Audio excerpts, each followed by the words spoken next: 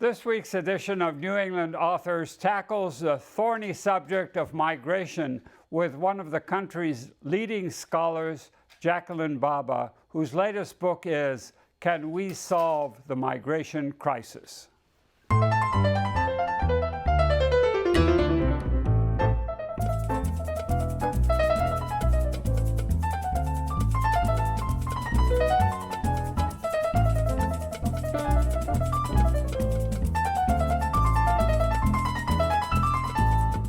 Jacqueline Bhabha is a human rights lawyer who practiced in London and at the European Court of Human Rights.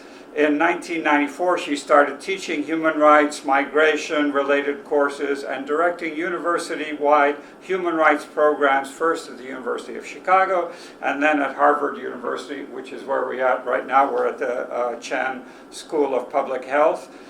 She published extensively on issues of transnational child immigration. You do a lot of child immigration, refugee protection, and children's rights and citizenship. You are a credit to the community. Welcome to the show. Your latest book is Can We Solve the Immigration Crisis? Can we? Well, thank you very much for having me. I think the answer is yes, but we can solve the immigration crisis. But we need to do things very differently from the way we're doing it now. So that's really my main argument in the book, that this, first of all, I actually problematize the notion of a crisis in the first place, and I say that migration has been with us since the beginning of human history, and that people have always moved when they needed to or wanted to improve their life conditions. And that sometimes the movements of people are more numerous and sometimes less numerous, but that it's really not helpful to think of this as a crisis of movement. It's probably more accurate to think of it as a crisis of caring or a crisis in humanitarian compassion. But in terms of whether we can solve this situation, I think absolutely we can if we look at what the drivers are and what the needs are that facilitate people moving across borders. Now, you point out that 24 persons leave home per minute. 65.3 million people are forcibly displaced, and that's, to put it in perspective, about the population of France. The way in which people move, of course, has changed dramatically. People used to take years, and people used to, as I point out in the book, people first used to travel by using animals and then small vessels to cross water, and now of course people can cross continents in a few hours. So the mechanisms have changed. I think the reasons why people move probably are quite similar. People move in order to escape danger. People move in order to explore opportunity, and people move for family. And I think that these reasons are constant. I think people in the old days used to move much more for conquest, so to capture new territories so far unpeopled or undominated, and people don't do that so much anymore. If people are conquering territories, they do so without moving physically to occupy them. So I think there are commonalities and differences, but I think the fact of human movement across these, artificial borders that we call nations is a constant. Now, some of the movements have brought technological good, agriculture, iron, to other places. They've also brought subjugation, slavery, disease. Can you kind of tell us, is it good or bad thing to have migration? You can't say that all migration is harmful or that all migration is beneficial for the people moving or for the people to whom migrants move. Clearly, migration has brought enormous wealth, as you say. It's brought enormous discoveries of new ways of doing things, enormous cultural collaboration, which has improved humanity vastly. At the same time, migration has also been the precipitator of conflict, of war, of disease, of extermination. We only have to think of Native Americans or Native peoples in other continents who were decimated by disease. So I think the kind of spillover effects really are variable. I think that there are ways, though, of ensuring that migration has a positive or more positive outcome, both for the participants in the migration and the recipients. And there are ways of doing that that we don't do. One way of doing this is to ensure that migration is legal, safe, and regular as much as possible. The more people have to migrate irregularly, the more people have to use irregular channels, have to pay moving professionals, if you like, smugglers and traffickers, the more they are exposed to risk, and the more they actually are likely to be a complication for the host community too, because people will then arrive extremely vulnerable. People may arrive in situations where they are exploited, where they face severe harm. These are not migrants who then are easy to include or who can really make a positive contribution to society. So the more we move towards facilitating the migration of people who want to move, as opposed to impeding it, the more we're going to do to make the deliverables positive. You were talking a little about what people bring to a new migrants bring, good things and bad things. Can you elaborate a little bit more about this? Sure. So I think an important point to note is that so much of the discussion today focuses on the negative impacts that migrants cause when they arrive. But if you look historically, the most negative impacts have not come from relatively poor or powerless or vulnerable immigrants. They've come from powerful, domineering, and often violent occupiers, conquistadores, who have come and really used their migration to facilitate massive predatory activities. So I think that point is often missed. Often we talk about the kind of civilizing effect of imperialism, when in fact the impact of so much colonizing migration was really to plunder and to create conflict and to subjugate people. Today, the mass migration of people doesn't do anything like that. What it does is it brings resources of human labor, human energy, youthfulness, often real ambition to thrive, to contribute. These are positive instincts which bring people to come. They aren't coming to steal, they're coming to contribute, to be part of a society, to build their families. And so I think we miss that when we demonize new arrivals with such enthusiasm, as unfortunately so many leaders do for their own self-serving reasons.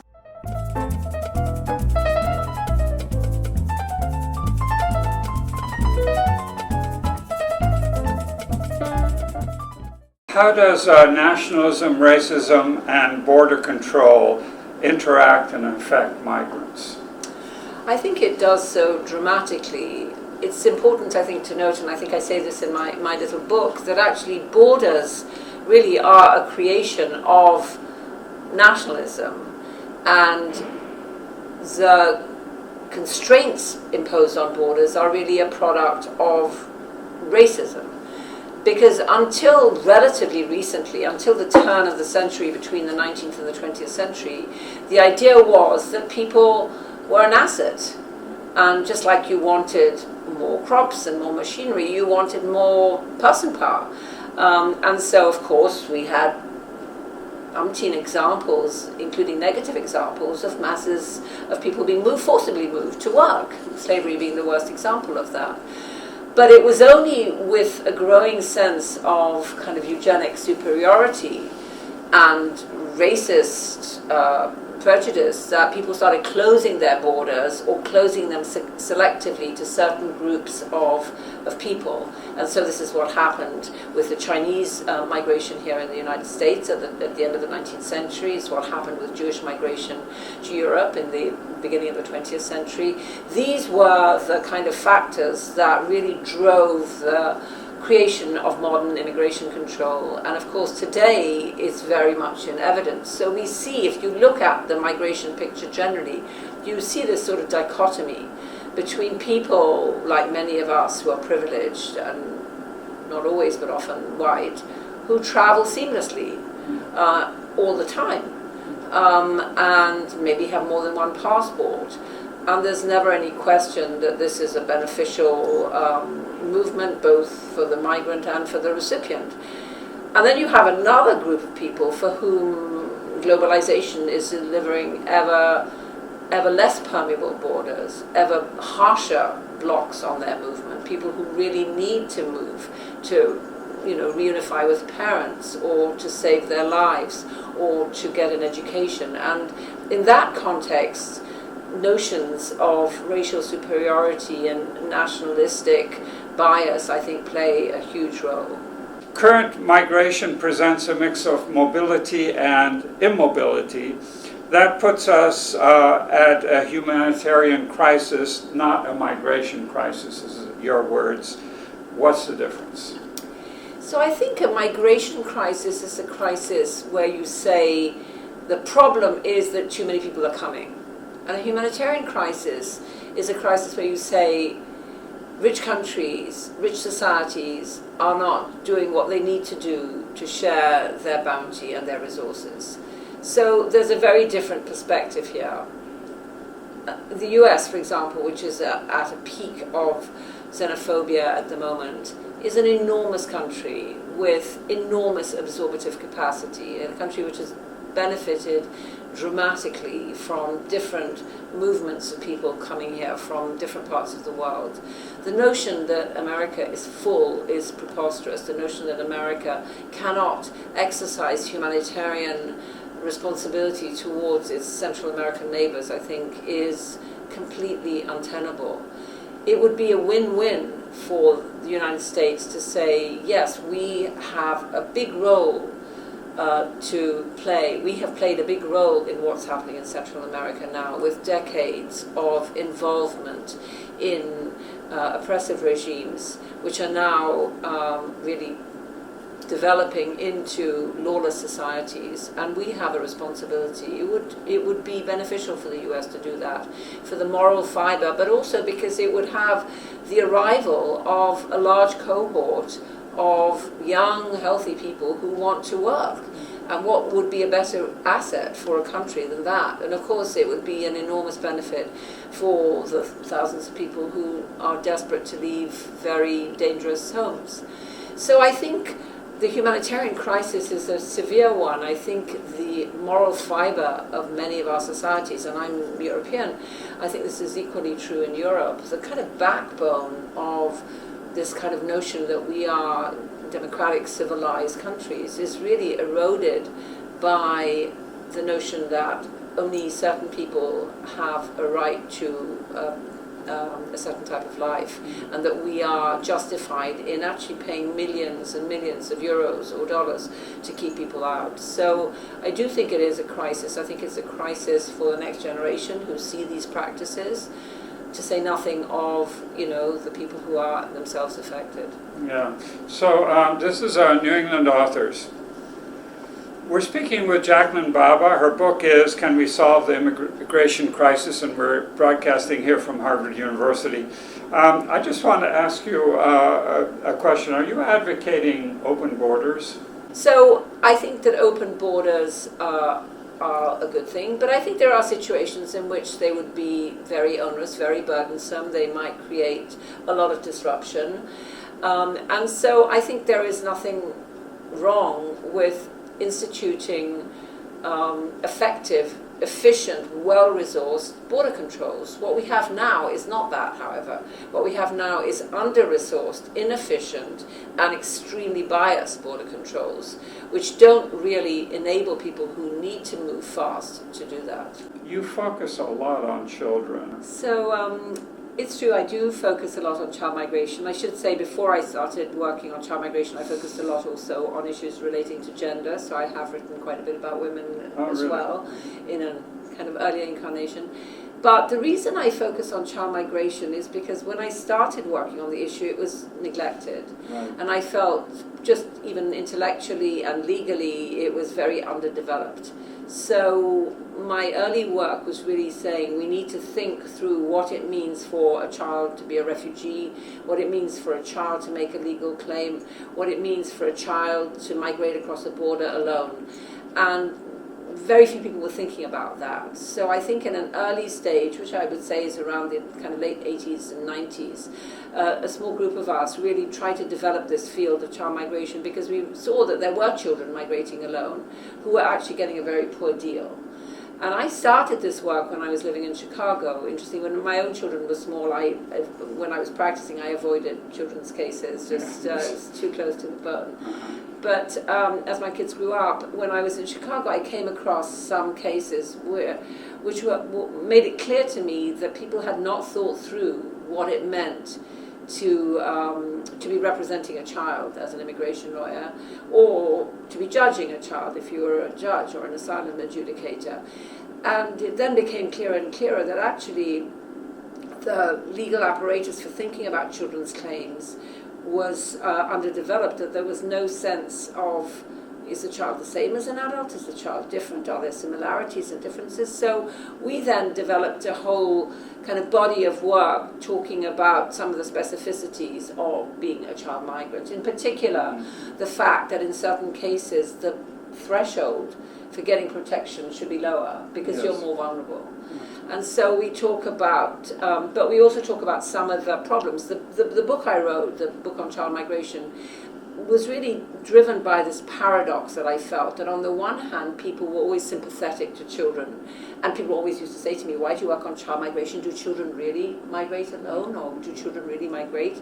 And if so, of course they would be given a good reception. That was the assumption. And on the other hand, when you looked at the practice, children often were treated worse than adults. They were kind of listened to less. There were not clear procedures, so their cases took longer. There wasn't proper staffing. There was certainly not proper training of the decision makers. So you had this paradoxical situation of a group that on one hand was supposed to be a recipient of greater sympathy, and on the other hand was actually treated worse. And my argument in the book is it's not because these children are invisible that they're treated worse, which is what many people had said, well, we didn't even know there were children, so, they're invisible. My argument is that we're ambivalent, that we are caught between, on the one hand, a sense that these are children, they're innocent, like our children, but on the other hand, that these are not really like our children. In fact, maybe they're not really children at all. They're grown up because either they're lying about their age or because of their life circumstances. They grew up earlier, they should fend for themselves. And anyway, why are people sending these children here? Maybe they're just gang members. So there's a real suspicion, and you see that today with a vengeance, unfortunately.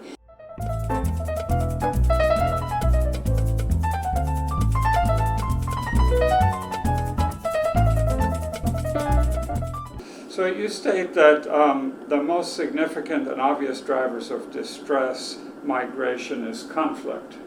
People fleeing war, people fleeing devastation due to man-made crisis, as in war and conflict and aggression, are completely preventable migration problem. Environmental migration is another issue. Yes. It's a huge issue, an issue which is much harder in a way maybe to prevent, maybe not, I don't know. I think preventing conflict is hard too.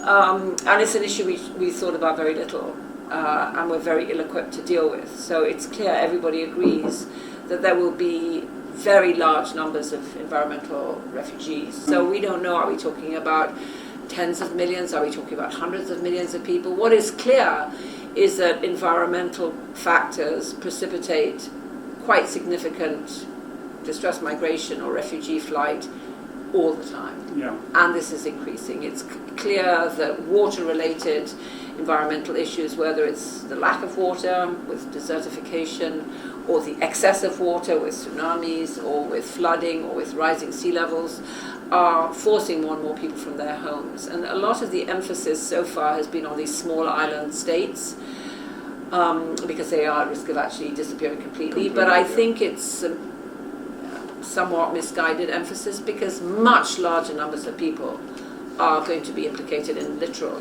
coastal effects. Just think of Bangladesh, or think of many coastal regions where, sea levels just need to rise a little bit for there to be extreme environmental pressures. Here's another big question for you. What ought to happen?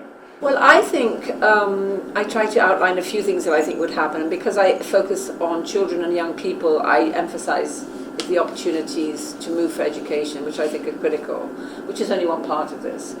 But I do think it's a very important part, because moving for education, not only is it an extremely maldistributed resource, so wealthy kids and a few poor, brilliant kids can move for education, but very large numbers of children and young people are anxious to get an education, which is more and more critical in the world we live in. You really need a tertiary education now to be able to contribute, to get a reasonable job. Just unskilled labor is not going to be the way of the future. So facilitating that in a way which is beneficial and sustainable is critical. And in my book I talk about the Erasmus program in Europe, which is a very successful Europe-wide. Actually, it spans beyond the EU. It's included Turkey, and it's included Albania, it's included other countries. It's been an enormously important redistributive tool and a cultural cementer.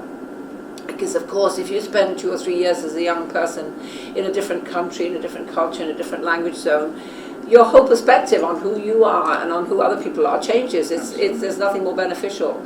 So I do think that really investing in educational mobility is critically important. Mm-hmm. And I suggest ways of doing that, which are to do with using some of the development aid funding there is to facilitate this. There's a huge mismatch between available educational opportunity. There are countries with very steeply falling demographic graphs, which have lots of unused spaces, closing nursery schools, closing universities, class sizes are shrinking. You see this in many contexts in Europe. You certainly see this in Japan. Yeah, you see this in some very highly developed and highly educated societies. And conversely, you have areas, particularly sub-Saharan Africa, where you have a dramatic fertility rate, very high increasing birth rate, and already very large numbers of children who are out of school, and very poor access to tertiary education. So there's a complete mismatch here, and this is something we should be doing much better at by investing in educational opportunity at home, but also investing in educational opportunity elsewhere. So that's one thing I would do. Secondly, I would dramatically increase the availability of work permits for middle and low-skilled workers. At the moment, if you're very highly skilled, you really have no difficulty. In fact, there's often countries are competing for the next brilliant Indian computer engineer or geneticist or whatever.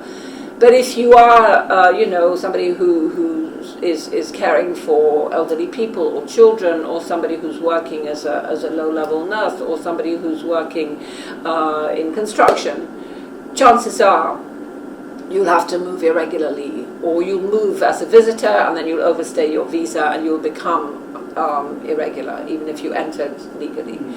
And that's really unjust and very counterproductive. It's quite clear that there is enormous need for unskilled labor in many countries. In this country now, unemployment rates are very low. If you took out all the undocumented people in this country, the country would grind to a halt. So you really need unskilled labor, and there's absolutely no reason why unskilled labor should be undocumented and so exploitable. So that's the second thing I would do. I would insist on really increasing the availability of work permits. It's the opposite really of what this government is suggesting. This government is suggesting increasing high-level work permits and reducing family preference, reducing the access of people, typically poorer people, to come to join families who then end up being workers. So that's the second thing I would do. And the third thing I would do is I would say that given the proliferation of conflict, and much of it caused by many of the richest countries are participating, we have an obligation to vastly increase and improve our asylum systems when we're actually doing the opposite. And lastly, what I would do is I would really, of course, try to do whatever I could or whatever is possible to increase leadership which promotes a much more cosmopolitan ethic and a much more positive attitude to outsiders than we have now. I think our current crop of political leaders are really kind of chasing each other in a race to the bottom in terms of the perspective on difference and on others and on racial difference, sexual difference and so on, but particularly on non-nationals. And I think without a real leadership, these tendencies are not going to disappear anytime soon. And as people encounter difficulties in their lives, of course, scapegoating is always a convenient tool. And if scapegoating is incentivized by people who have a prominent platform, then the chances of it being successful and of it proliferating are greater. So I think those are some of the key things I would do. Of course, then, there are macroeconomic issues here to do with unfair trade agreements, to do with taxation regimes, to do with the growing inequality both between and within countries, which all contribute to people moving. Thank you so much for being with us. This is New England Authors. We broadcast on stations throughout the region. We thank the Curiosity Foundation, and remember, watch locally.